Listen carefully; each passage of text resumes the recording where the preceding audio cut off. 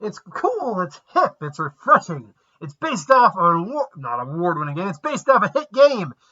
It's holding only a 23% of Rotten Tomatoes. It's Five Nights at Freddy's. Now I have this mask because I'm going for a thumbnail. I bought this, honestly, what happened was, we were in a local shop of mine, only about a half hour away. And they had these masks, like different versions of it. And I had this, and the strap broke, and I'm like, well, you break it, you buy it. Like, that's only fair of me to do. So I got this mask. It's pretty cool. Honestly, it's the closest thing I had in the room to something for a Five Nights at Freddy's-esque thing. So, yeah, I thought that would work. I'm going for a thumbnail, folks. Five Nights at Freddy's based off, again, is it an award-winning game? I know it's a pop culture phenomenon type game. But is it an award-winning game? I don't know. But based off the game, first-person game that gave everyone nightmares, I am told is insanely creepy. I myself have never played it. So I don't have as, a strong relationship with the game as some other people would. But look, it's a cool concept. The Jim Henson Studio came to do the animatronics. So did this movie live up to the hype, or is that 24% warranted? Look, this is not a 24% bad film. It's, however, not an overly fantastic film. It's got its moments. It's definitely got its moments. When they decide to actually do, up the creep factor, for whatever reason, they do up it in a way that works. But this film is struggling to find a tone. Because at one point, at many parts, it's trying to be horror. Next, it's supposed to be this drama between this brother and sister, played by Josh Hutcherson and Piper Rubio, because they're like the main characters you see in the trailer. Another point, it's the murder mystery of what happened to these kids. Another point, it's whimsical charm with these robots that are this girl's friend now. Like, it is tonally very confused. And honestly, I think a big part of that comes down to the fact it's a PG-13, which means, yeah, there's strong violence in there occasionally, and one or two kills that actually are pretty warranted of a PG-13. That I'm surprised, why the hell aren't we at an R? But there's also, hey, this little girl's making this giant fort that her and her animatronic friends and brother and the cop can lay down in and have fun in. And then it's trying to be this hard-hitting melodrama a little bit with this, the horrible aunt's coming to steal the daughter away because she doesn't feel the brother's a fit parent, and also because she's a bitch and wants the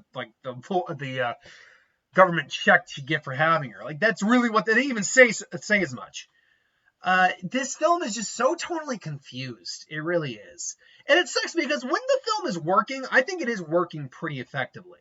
I think the main lead, Josh Hutcherson, is fine. They definitely play a guy who's a little burnt out, in over his head, clearly depressed, dealing with trauma. So it does make it hard for us to root for him to a degree, but eventually you are on his side, I feel. The cop, Vanessa, played by Elizabeth Lale, she is charming, she's likable, but man, did they just screw her? Like I said, the problem with this is tone, and the script this is not a good script. This is not a good script for the characterization this character was given, because they have her not explaining things, but thinking like she doesn't need to explain things, and by her not explaining things but giving threats, that's explaining things. Like, it really is not. It's not a well-written character. Most, if not all, the characters in this film are not well written. They are either stereotypes. I mean, I say that after saying that the main character is fine, and he is fine. The lead girl, not Vanessa, the cop, but his sister. His sister is actually pretty likable. Like, you buy the relationship of two siblings. One is now having to take care of the other. She is not very open with him, and she even mocks him openly. She mocks him openly. Openly. Keep on say openly. Openingly. I think, isn't that a word? Openingly. She openingly mocks him. Point being. But at the same time, they do make a point of saying, like, no, look, you see all these drugs, you're the one at the center. You are her world, whether you know, blah, blah, blah. And then the aunt comes in, and my God, did they make this woman the biggest Karen you've ever seen. Even the guidance, no, even the teacher who's like interviewing her, who's like talking to him about, and she starts like breaking down and stuff like that. She and Josh Hutcherson even give each other like a look like, yeah, we're not buying this bullshit. But yeah, it's a lot of caricatures of characters to some degree. Matthew Lillard plays the guidance counselor, or a guidance counselor to help him, who gives him the job, obviously. And he's delightfully creepy. For what it's worth. That's all I'm doing on that.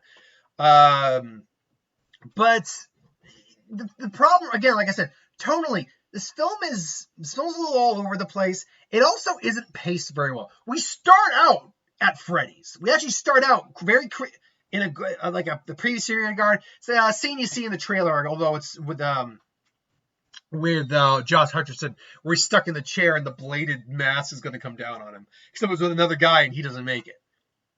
So that's actually not a bad start. But then we take, I want to say, 15 to 20 minutes just to get back to Freddy's. And then it's, night of things possibly being creepy, night of things not being creepy, or are they creepy? What's going on? It's just taking too long to get to the creep factor. Then you get to the scene where like these guys break in, all that, and again, once that happens, it starts to kind of reach a tone it needs to be reaching. Wacky, crazy, robots killing people, all that. It's starting to reach that head again. The problem is, this film clearly wanted to be an R, and it's limited by a PG-13, which is weird because they do show some graphic shit for a PG-13. They show us a couple kills or aftermath kills where I'm like, well, shit, that's like impressive.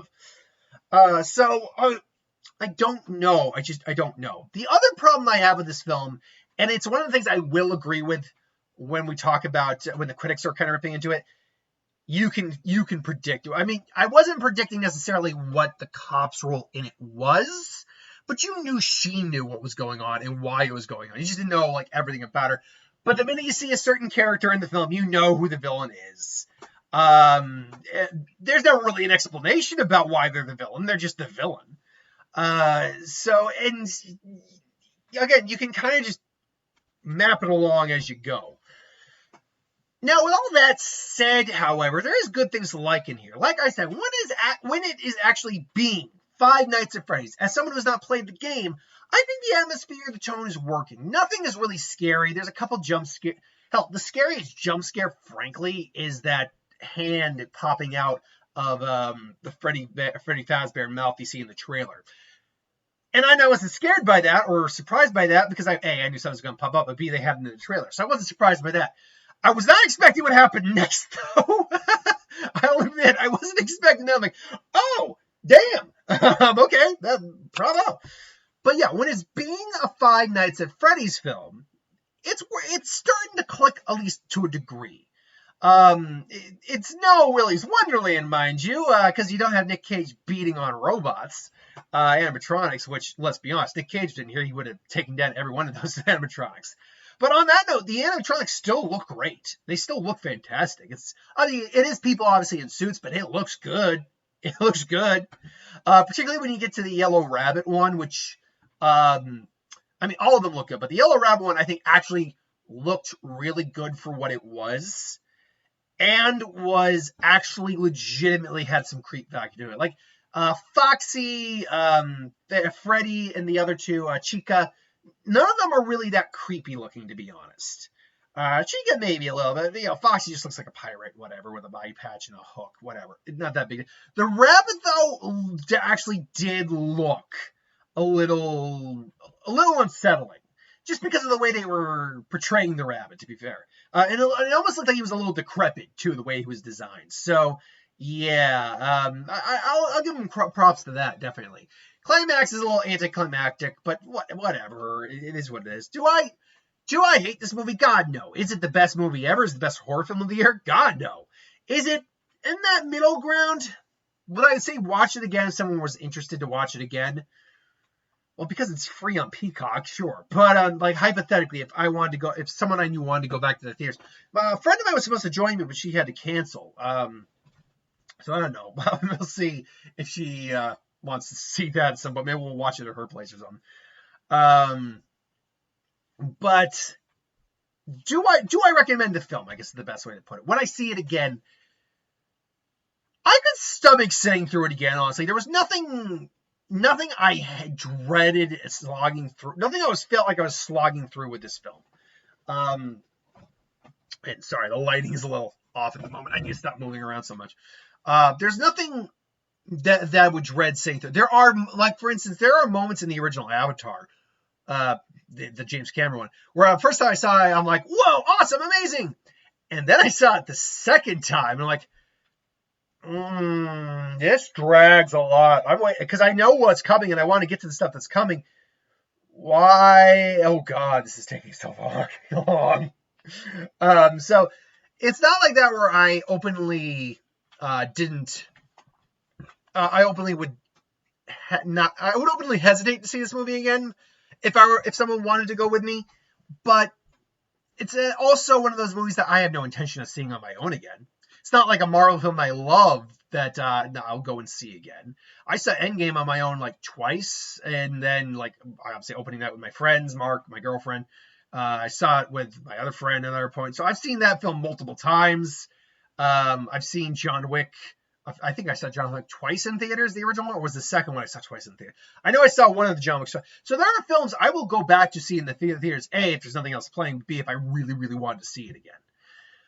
This is not one of those films. But, despite all that I just said, this film was going to do freaking fantastic box office-wise. The film, last I knew, was projecting for a 53 to 80 million opening weekend. Now, that might have been adjusted to a certain degree. But don't let that 24% on Rotten Tomatoes dissuade you or make you salty about anything, because if the audience I had in my theater, which was the biggest crowd I had been in a movie which was the biggest crowd I had in a movie I'd seen in a while, and I mean in a while. If the crowd was any indication by it, or the crowd I was watching is any indication of how well the audience is going to respond to this movie's going to do really damn well. First off, it's only made on a $20 million budget, which means it, honestly, because this film didn't have a huge marketing budget, I guarantee it, best 30 million at most. So you're looking at a film that has to hit about 50 million, has to hit about 75 million to break even. If the film comes in at the high end of its domestic opening weekend, it makes all of its money back plus some extra in its opening weekend. And that's not even counting the international. So there's that. By the way, the audience score right now, the verified audience score, people who actually are confirmed to see the film, 89%. So this is one of those films that definitely is not, the critics and the audience are definitely not at the same page on this one. And I think this is going to be like a Venom scenario or one of the Transformers scenario where this film is going to do bonkers business, because the crowd I had, A, was younger kids. B, I even heard someone say, good thing it's not PG, it's good thing it was PG-13, not R. I'm like, oh, you sweet summer child. But more than anything, I heard people having fun, gasping, laughing, even getting like a lot of like, there's a song for the game. I'm like, this is probably going to have some good repeat business. Oh, this is going to have some good repeat business, I have a feeling. Because we still got Halloween next week, which means it's going to be a big week for this film. And I think it's just going to have some good, it might not have the best legs in the world, but I might have a good initial second week. We got to first see where this film is going to land week of. It's going to be number one, guaranteed. Even if it comes in on the low side of that prediction, 53 million, that's still 53 million opening weekend on a $20 million budget. That's still nuts and ridiculous. And again, that's not even including the international we might get this weekend. So we're going to have to wait and see what happens. This might be one of those huge sleeper hits. But until then, have you seen the film? What did you think? Let me know in the comments below. But if you haven't, has my recommendation given you any encouragement to go see it? Dissuaded you? Let me know. Until then, thanks for watching. Hope you enjoyed. And I'll see you folks later. I got one other movie to review. Just 1 second.